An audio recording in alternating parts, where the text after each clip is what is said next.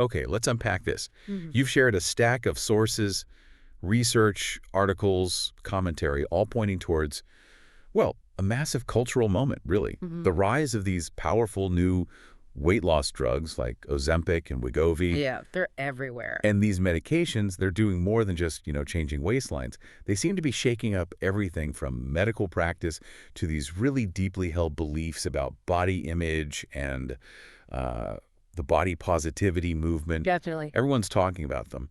But what do these sources tell us is really driving the interest? And how are they forcing us to rethink maybe decades of conversation about body size and acceptance? Well, that's the goal, right? To dig into the material you've got, pull out the key insights. Exactly. Our mission is to help you make sense of this rapidly evolving landscape. And it's a complex space, Yeah. where the personal really meets the societal. And the sources reflect that. We've got academic research trying to pin down who is interested and why. And that sits right alongside some sharp commentary from writers who are like grappling with the cultural fallout. Okay, so let's dive in. First things first, what exactly are these drugs? The science seems pretty key here. Right. So these are medications known as GLP-1 agonists. Basically, they mimic a natural hormone, glucagon-like peptide 1. Okay. Think of this hormone as doing a few jobs in your body.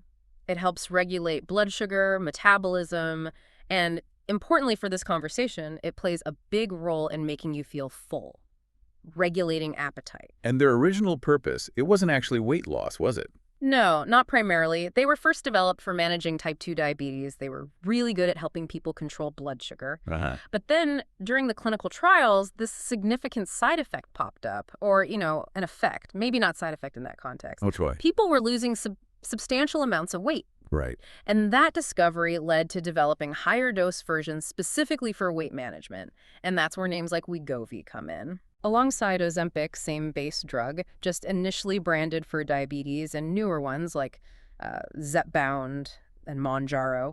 One of your writers actually mentioned using Mounjaro for health reasons. And the effectiveness. Hmm. The reports are pretty striking, aren't they? Yeah. People losing weight, sometimes seemingly without massive lifestyle changes.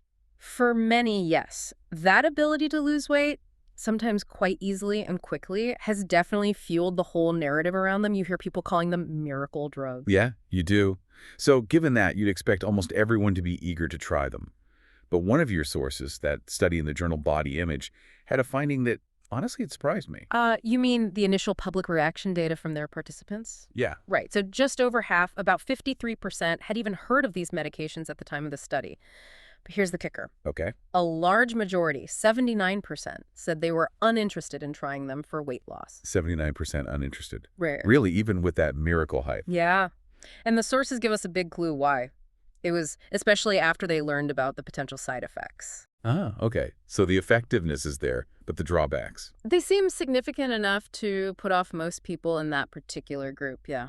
What kind of side effects are we talking about? The sources mentioned a few. Well, the most common ones noted are things like nausea, diarrhea, pretty unpleasant. Mm-hmm. But there are also more serious potential risks flagged, like pancreatitis and this condition called gastroparesis. Gastroparesis, what's that? It essentially paralyzes the stomach. Digestion slows right down, can be very uncomfortable. Wow, okay. And it's not just about the physical side effects for the individual, is it? There were broader concerns raised. Absolutely. The huge demand has caused shortages, Right. which has a direct impact on people with type 2 diabetes who actually need these medications for their basic health management, not just for weight loss. It's a serious issue. It is. Then there's the physical effect of rapid weight loss. You can lose muscle mass along with fat. And one source mentioned that thing people call Ozempic face, Yeah, I've heard that term. where losing facial fat quickly can lead to like a gaunt or older look because the skin sags. Mm-hmm. And a really crucial point, the weight usually comes back if you stop the medication. Right, so it's not necessarily a permanent fix. And the long-term effects, especially for widespread weight management use, well, they're still being studied. We don't have the full picture yet. Okay, so we have these drugs. Highly effective for weight loss, originally for diabetes, massive hype, but also significant public hesitation because of side effects and other worries like shortages and long-term questions. That sums it up pretty well. Now let's connect this to those deeper layers. The sources explore the psychological, the cultural. This body image study really tried to get at the why behind the interest. specifically looking at body image itself. Yeah, and this is where it gets really interesting, I think. The Rutgers University researchers, they wanted to understand the connection between how someone feels about their own body and how open they might be to using these GLP-1s for weight loss. Like, why are some people more drawn to them, even knowing the downsides? Uh, So tell us about who they studied and what they looked at. Okay, so the study involved 225 undergraduate students, mostly young women, average age around 20. They measured things like awareness and interest in the drugs, how willing they'd be to tolerate side effects, and then various aspects of body image like body shame, concerns about weight, but also body appreciation, plus things like BMI and dieting history, using specific scales for anti-fat attitudes and body appreciation. Okay.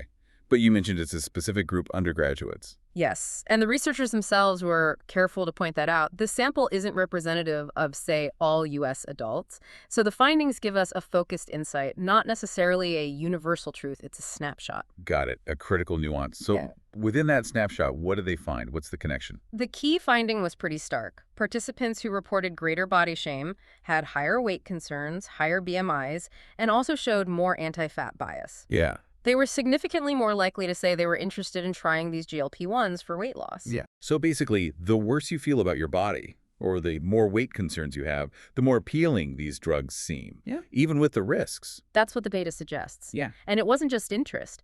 Those same factors, body shame, weight concerns, were also linked to a higher tolerance for the potential side effects. Wow. They were more willing, it seems, to put up with nausea or other issues if it meant a chance at losing weight.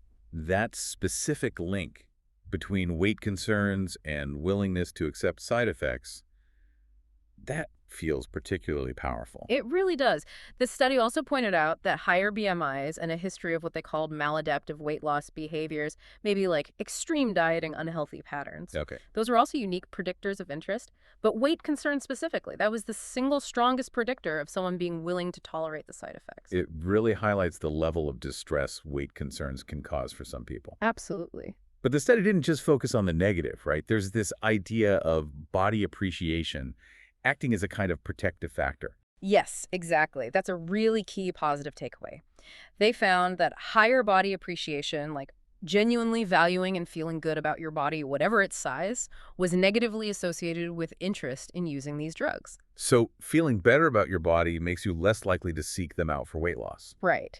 And what was even more interesting was how body appreciation seemed to interact with weight concerns. How so? For people in the study with average or below average body appreciation, having greater weight concerns strongly predicted their willingness to tolerate side effects. That link was clear. Okay. But for those participants who had above average body appreciation, that link basically disappeared. So even if they had some concerns about their weight, feeling genuinely good about their body overall seemed to buffer them against that drive to accept side effects just to lose weight. It seemed to in this group. It suggests that feeling good about your body might sort of decouple weight concerns from the willingness to endure negative side effects for weight loss. That's a really important insight. It makes you think that cultivating body appreciation isn't just, about feeling good emotionally. It might actually influence major decisions about health and medical interventions. It definitely raises fascinating questions about the psychological drivers, though we have to remember the study's limitation here. Who cares? It's cross-sectional. It shows a correlation, a link. These factors are associated. But it doesn't prove that body shame or weight concerns cause the interest in GLP-1s. Right. Correlation isn't causation. Exactly. The relationship is complex. It could go both ways. But the association is strong. Strong enough that the authors made a specific recommendation based on the potential risks. They did. They noted that for individuals who might already be struggling with body image issues or maybe disordered eating patterns, using these drugs could potentially make things worse, exacerbate psychological distress or those disorder behaviors. So they advise caution. Yes. They recommend that healthcare providers screen for eating disorders or other relevant psychological factors before prescribing GLP-1s specifically for weight loss. Okay. So the research gives us this crucial data on the internal landscape, the body image struggles, the concerns that correlate with interest. Now let's zoom out and connect this to the external world these drugs have landed in. Your sources talk about this collision with the body positivity movement. Right. If you step back and look at the cultural context, especially in America, One source described it as a land of contradictions. How so? We have this deep love for food, for eating, right? But it's tangled up with this incredibly persistent, powerful ideal of thinness as the beauty standard. Yeah, that tension is always there. And the body positivity movement really came about as a pushback against that ideal, against the relentless pressure of diet culture. Advocating for accepting yourself at any size, promoting healthy at any size. Exactly. The goals were about societal change, pushing for more inclusive advertising, more sizes in clothing, challenging fat phobia, trying to decouple self-worth from your weight.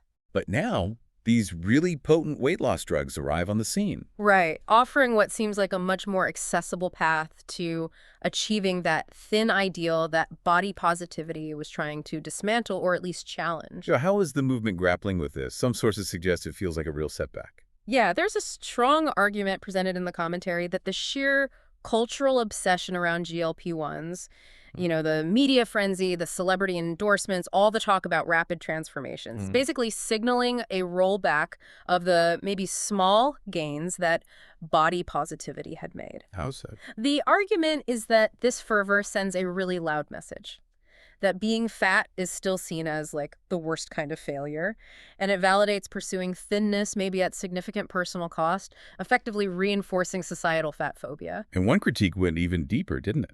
Suggesting the popular version of body positivity was maybe always a bit vulnerable. Yeah, that commentary argued that what really hit the mainstream wasn't maybe the radical roots of body acceptance, but a kind of watered-down, corporatized version. Corporatized how? Repackaged by advertisers, by marketers. It shifted the focus heavily onto just individual self-love. The writer called it navel-gazing, Okay. rather than challenging the bigger societal structures that discriminate based on size.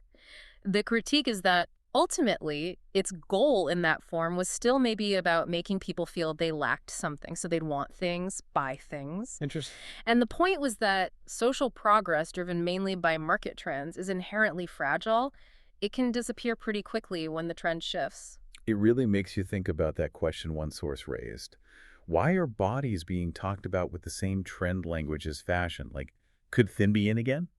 As if body size is just a style? It's a jarring comparison, isn't it? Yeah. And what's really compelling is seeing how these big cultural forces play out on a very personal level. Your sources included some incredibly powerful personal stories that really illustrate this whole collision. Let's get into those. Yeah. There was the perspective from Samhita Mukhopadhyay, described as a body-positive feminist who actually used Mounjaro. Right. And she used it for health purposes, which is key to her point. Yeah. Her perspective is that the intense cultural noise, the celebrity focus, it all distracts from evaluating these drugs for what she sees as their real value as a potential medical intervention for diseases related to obesity or body size. So separating the medical tool from the cultural hype. Exactly. She points out how easy it is in our society to conflate a medical tool like this with what she calls the cultural demand of compulsory thinness, which is still incredibly powerful. That tension between health and that compulsory thinness demand, it really comes through powerfully in Rachel Pick's story too, doesn't it? Oh, absolutely. She wrote about having been fat her whole life, experiencing bullying, shame, a really tough experience. Yeah. But then she shared how she eventually managed to lose significant weight, over 50 pounds, and importantly, normalized key health markers.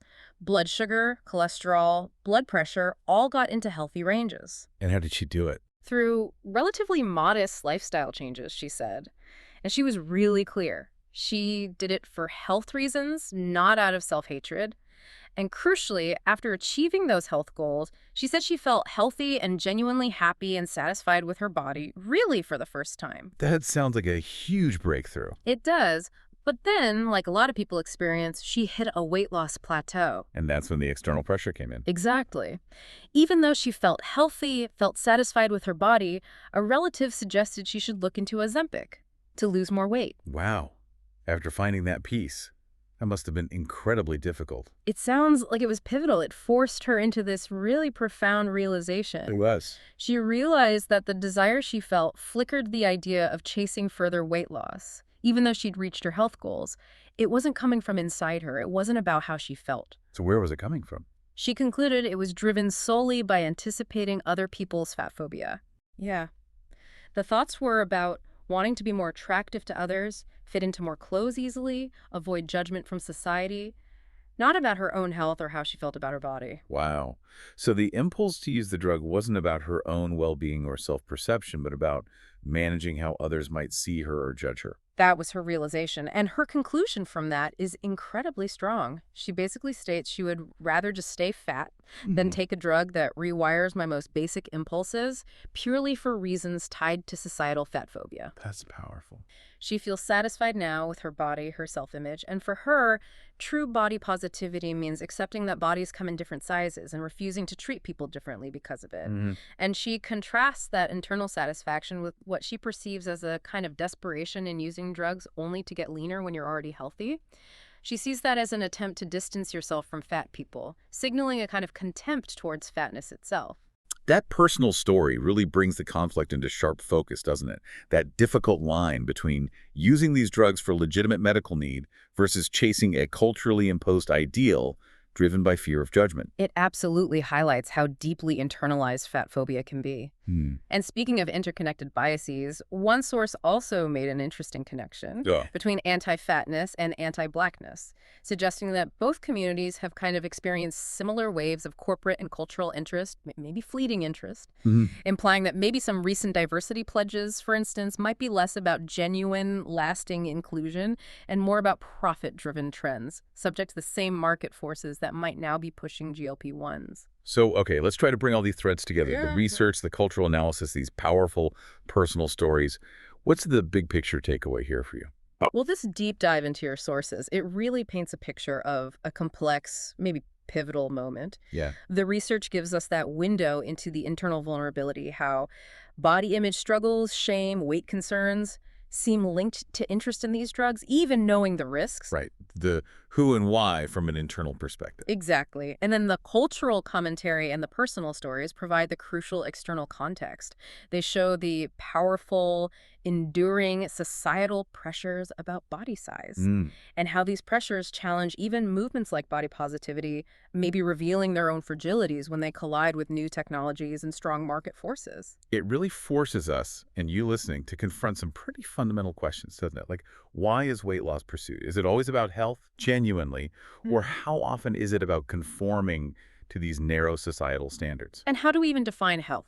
Is it just a number on a scale? Right. And what does authentic body positivity or maybe just body acceptance look like Yeah. in a world that's offering increasingly accessible medical ways to change body size? These are universal themes, really. Whether you're personally considering these medications or you know someone who is, or maybe you're just navigating your own relationship with your body in this culture that's so obsessed with size. Yeah. Understanding these dynamics, the internal feelings, the external pressures, it helps you see the forces at play. It's about self-acceptance, yes, but also about navigating expectations and understanding how our perceptions of ourselves and of others get shaped. Okay, so we've unpacked how the research suggests body image struggles can drive interest in GLP-1s, while maybe body appreciation offers some resilience. Mm-hmm. And at the same time, the cultural analysis and personal accounts argue these drugs are shining a harsh light on and maybe even reinforcing societal fat phobia. Yeah, challenging the body positivity movement, perhaps exposing some vulnerabilities when it meets powerful market trends. It truly is a fascinating moment where personal well-being, medical science, and these potent cultural currents are all intersecting. So as you reflect on everything we've explored today, maybe consider this. In an age where altering body size is becoming a medical option for some, how do you personally navigate that balance between pursuing health goals and fostering self-acceptance, especially amidst these persistent societal pressures to be thin? And maybe, what does genuine acceptance of diverse bodies truly look like? Beyond the influence of trends, beyond markets, beyond that relentless pursuit of a single, narrow ideal. Something to think about.